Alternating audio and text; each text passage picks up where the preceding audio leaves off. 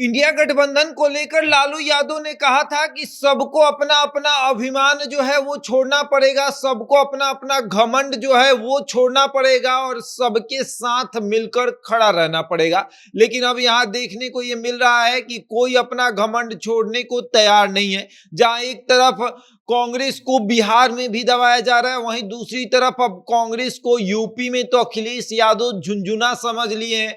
चाहे जिस तरीके से हो, हम कांग्रेस को उस तरीके से ट्रीट करेंगे। सबसे पहले कहते हैं कि यूपी के 80 लोकसभा सीट में 65 सीटों पर समाजवादी पार्टी चुनाव लड़ेगी और अब कह रहे हैं कि आगामी जो राजस्थान में विधानसभा का चुनाव हो रहा है वहां पर समाजवादी पार्टी जाकर चुनाव लड़ेगी।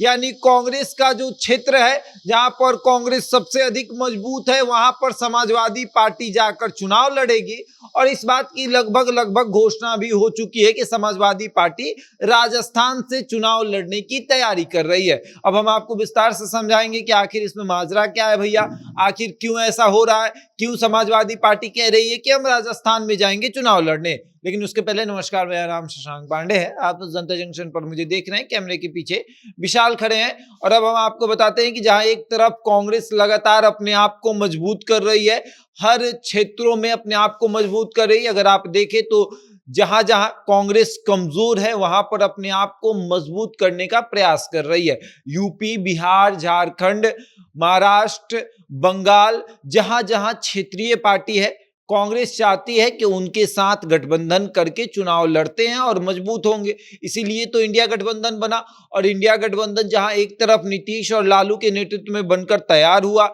गठबंधन इतना मजबूत है कि भाजपा इससे डरी हुई है और तमाम गठबंधन के जो नेता हैं वो दिखा भी रहे हैं कि भाजपा डर चुकी है। जैसे ही गठबंधनों का बैठक का दौर शुरू हुआ, देखिए लगातार महंगाई से हाथ जो है वो खींचने लगे नरेंद्र मोदी।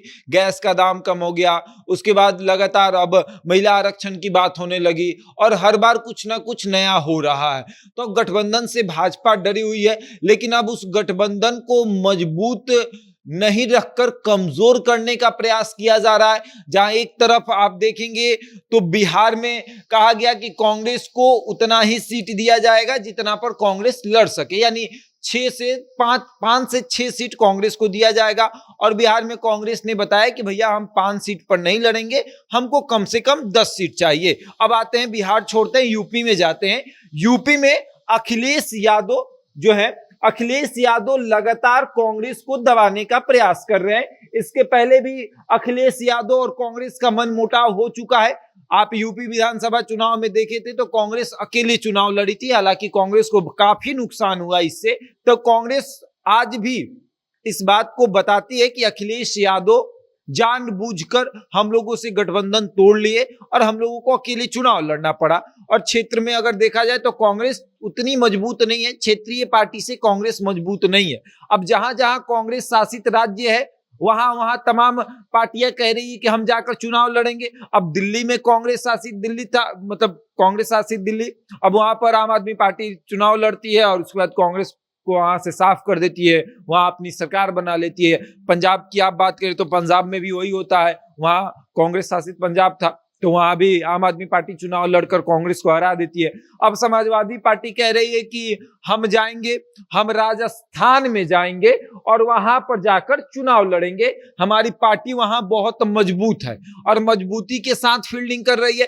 तो अब ये याद आ रहा है कि लालू यादव ने कहा था कि कोई किसी को तोड़ेगा नहीं, कोई किसी के क्षेत्र में जाकर चुनाव नहीं लड़ेगा। तो शायद ये अखिलेश यादव बात भूल गए और अखिलेश यादव इस गठबंधन से बाहर निकलकर, आप समझिए तो ये बाहर ही निकलना होता है कि भाई आप राजस्थान में जाएंगे चुनाव लड़ने, जहां पर आपके पार्टी का कोई जनाधार नहीं, वहां पर आप चुनाव लड़ेंगे तो आप तो राहुल गांधी को सीधे सीधे दबा रहे हैं कि आप यहाँ कम सीट पर चुनाव लड़िए, नहीं तो हम जाके राजस्थान में लड़ेंगे। जैसे कि आम आदमी पार्टी के सुप्रीमो अरविंद केजरीवाल ने कहा कि दिल्ली और पंजाब में कांग्रेस चुनाव ना लड़े और अगर दिल्ली और पंजाब में वो चुनाव लड़ेगी तो हम भी मध्य प्रदेश, गुजरात, राजस्थान हर जगह से चुनाव लड़ेंगे। तो ऐसे में तो दबाने का प्रयास किया जा रहा है और अगर कांग्रेस को इतना जब दबाया जाएगा तो कांग्रेस क्या इस गठबंधन में जो है वो रहेगी, उसको तो लगेगा कि भैया घुटन हो रहा है, अब यहां से निकलना ही